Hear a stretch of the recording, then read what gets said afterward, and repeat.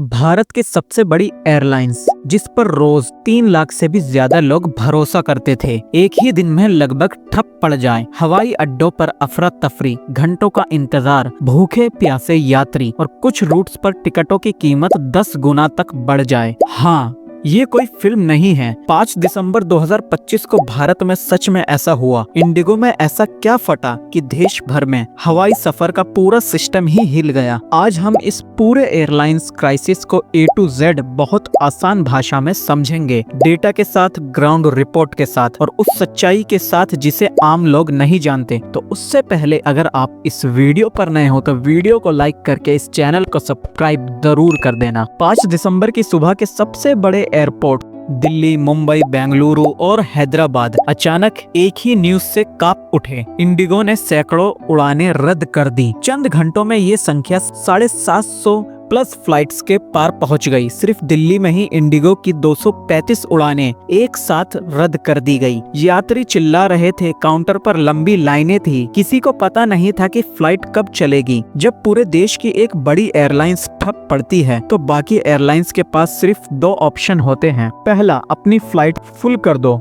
या फिर दूसरा ऑप्शन, कीमतें बढ़ा दो। और यही हुआ। बुकिंग प्लेटफॉर्म्स पर 5 दिसंबर के दिन कुछ टिकटों की कीमत देखकर लोग दंग रह गए। दिल्ली से चेन्नई 68,000 रुपए, दिल्ली से बेंगलुरु 40,000 रुपए, अहमदाबाद से मुंबई 20,000 रुपए, कोलकाता से मुंबई 31,000 रुपए, पुणे से हैदराबाद 18,000 रुपए। ये कीमतें 5 गुना, 8 गुना और कहीं कहीं तो 10 गुना तक बढ़ गई थी, क्योंकि सीट कम थी और डिमांड बहुत ज्यादा। एयरलाइंस ने 4 मुख्य वजह बताई। FDTL, flight duty time limitation, ये नियम पायलटों की तय ड्यूटी टाइम को लिमिट ओवर टाइम नहीं करा सकता। पायलट फटीग की वजह से कई पायलट उड़ान के लिए उपलब्ध ही नहीं थे। सर्दियों में विजिबिलिटी कम हो जाती है।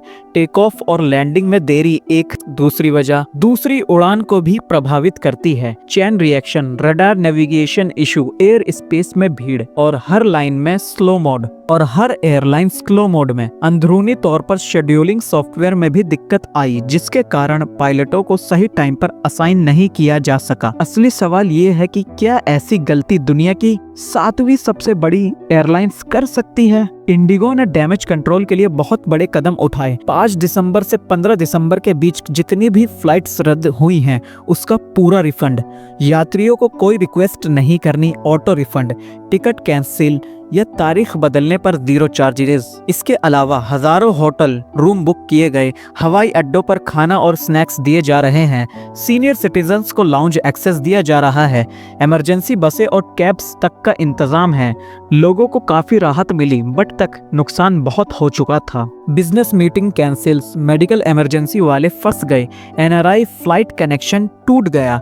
ट्रैवल एजेंसीज पैनिक मोड में हैं। शादी सीजन होने की वजह से डबल असर और सबसे बड़ा नुकसान, लोगों का भरोसा हिल गया। जब एक ही दिन में 750 फ्लाइट्स रुक जाती हैं, तो ये सिर्फ एक एयरलाइंस की समस्या नहीं, ये पूरा एयर ट्रैवल सिस्टम को हिला देती है। एक्सपर्ट कहते हैं पायलटों की कमी पहले से वार्निंग मोड में थी। FDTL रूल्स की काफी सख्त होते जा रहे थे। एयरलाइंस ने नए पायलट ट्रेनिंग और बैकअप बढ़ाया ही नहीं था।